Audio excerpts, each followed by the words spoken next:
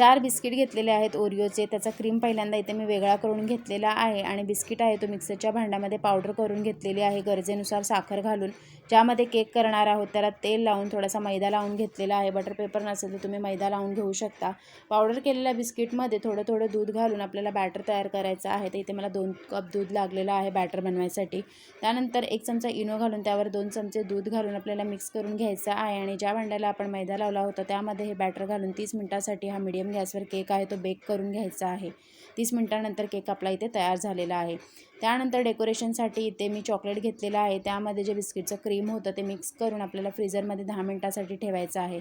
आता आपला इथे केक थंड झालेला आहे आणि तो मी अशा प्रकारे काढून घेतलेला आहे. वरचं त्याचं थोडं पार्ट आहे तो अशा प्रकारे मी काढून घेतलेला आहे. आता जो आपण क्रीम बनवला होता तो केकला छान वरून लावायचा आहे आणि तुम्हाला जसं हवं आहे तसं तुम्ही ह्या केकला डेकोरेट करू शकता.